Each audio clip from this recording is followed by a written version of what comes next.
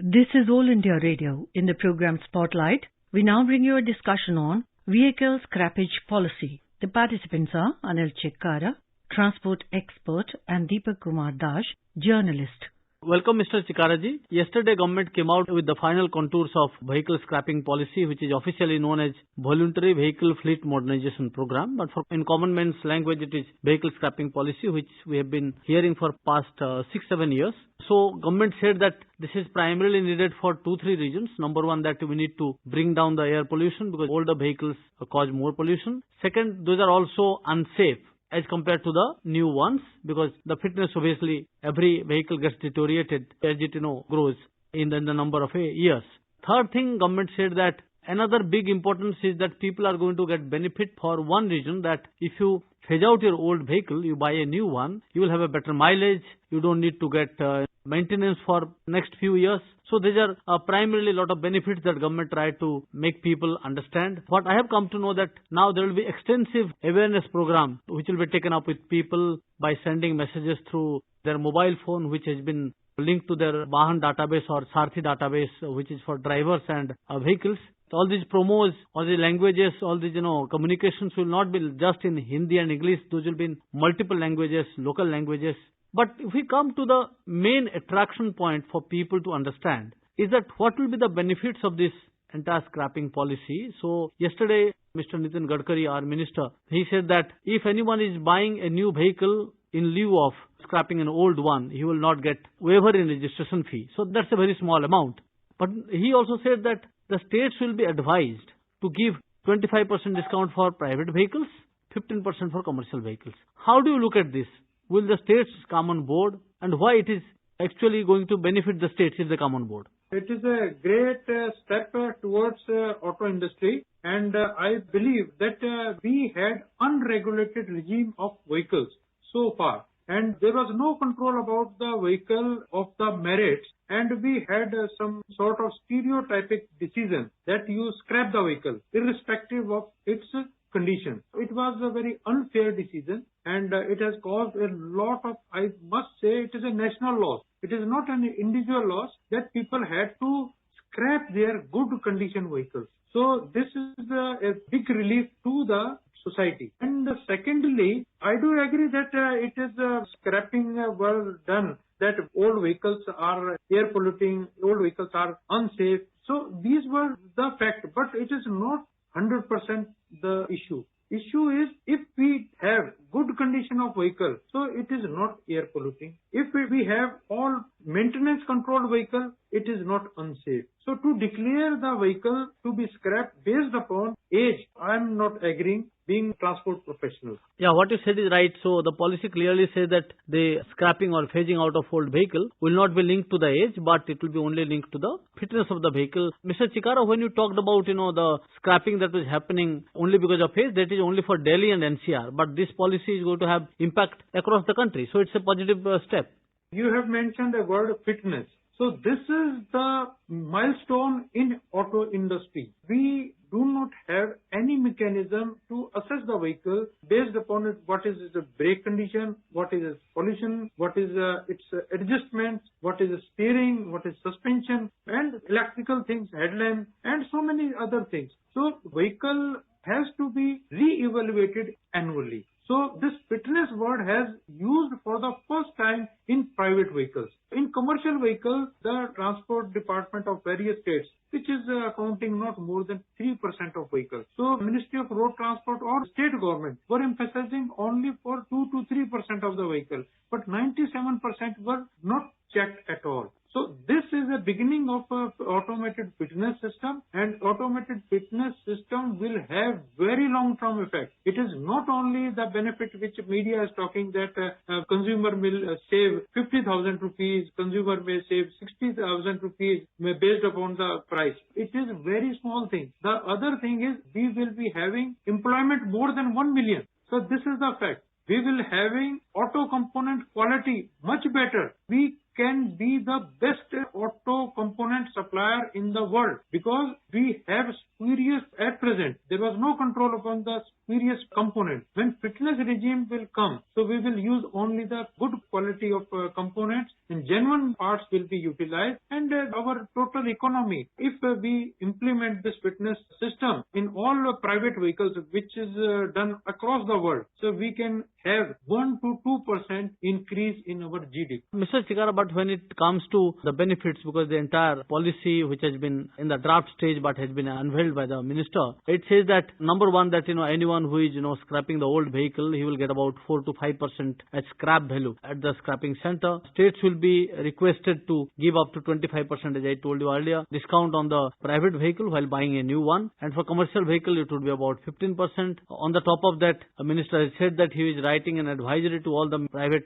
companies, manufacturers, to give 5% discount. So in a way, what you are saying is right, there is a long-term benefit. But also to make a beginning, do you think these announcements, these proposals to give some kind of discount for a new buyer because he has to sell out something in the beginning, are they going to be encouraging for them to go for new vehicles?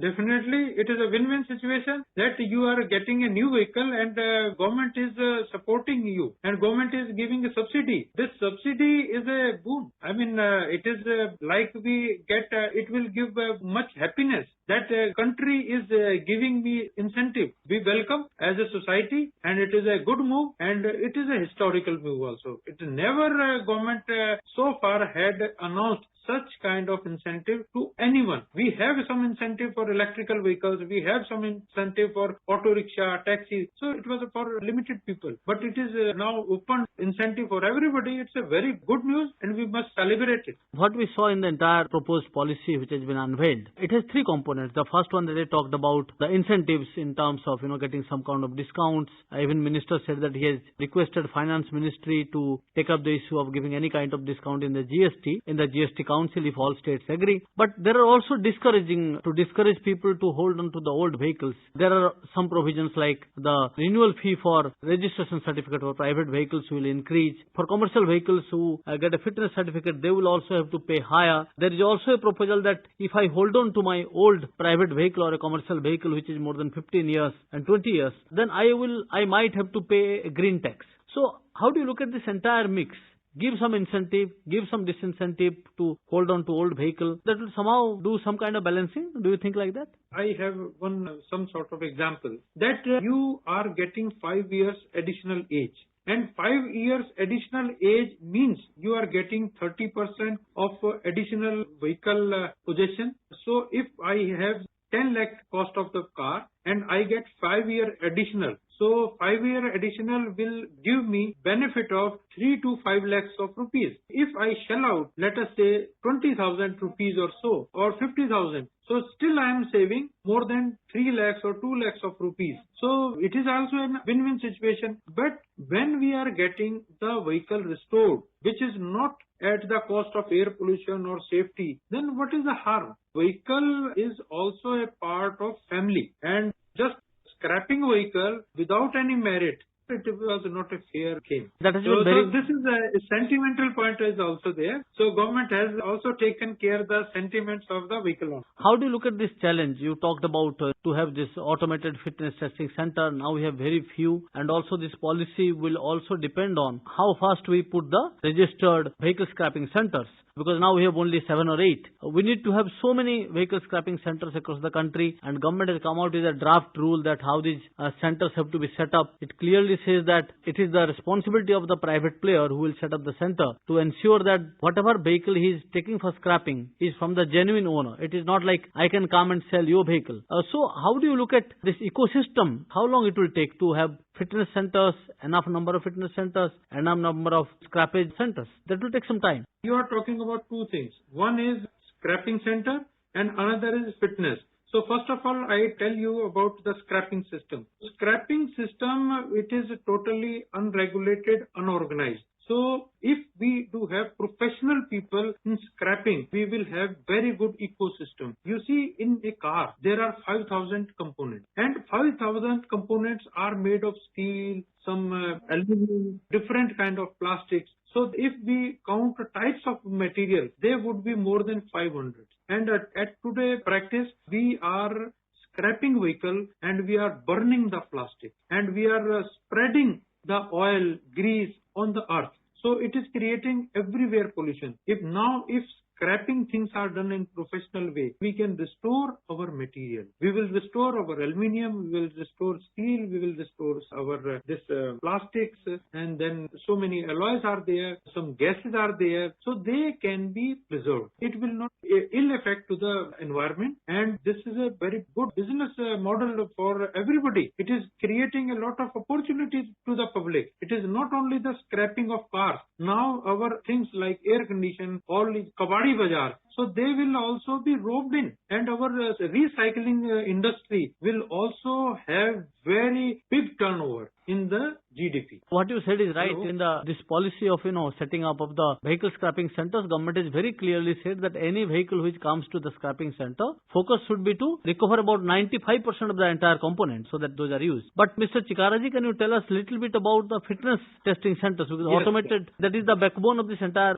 scheme. I must say that in my professional career, more than 30 years, I have been in this automated or vehicle fitness area. So when I was with Toyota, so when quality control, this automated center kind of activity were happening in 1985, when I joined in Toyota as engineer training. So this automated fitness is giving you the nitty-gritty of the vehicle. Like we have MRI, we do have so many things, procedure for our body checking. Similarly, we can test our vehicle, what is going inside. So this automated system is the best system. It is giving actual reading. It is a vehicle is moved on a simulated mode where it provide all kind of data, even noise, vibration, harshness, and what is brake failure, what is your joint plate testing, what is your headlamp testing, what is your wheel alignment system, what is your maximum speed. Those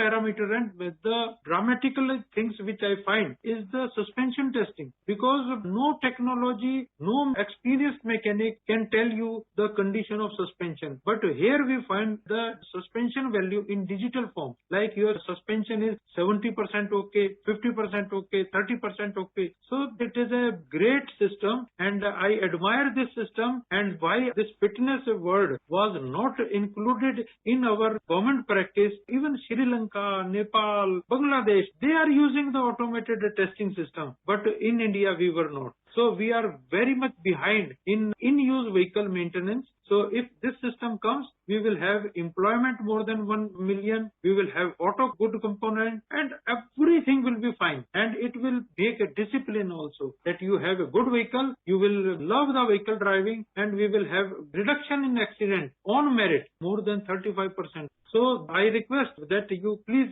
share it to our minister that please expedite this fitness regime. It will be a boon and it will give a lot of business opportunities to the society. How long it takes, to set up a fitness testing center? Because now we have very few automated. Obviously now we have more manual. So how long it will take? It will take 1-2 years. Because why I'm asking this question? Because the government has announced a timeline that for private vehicles it will be April 2024 to get a automated fitness test.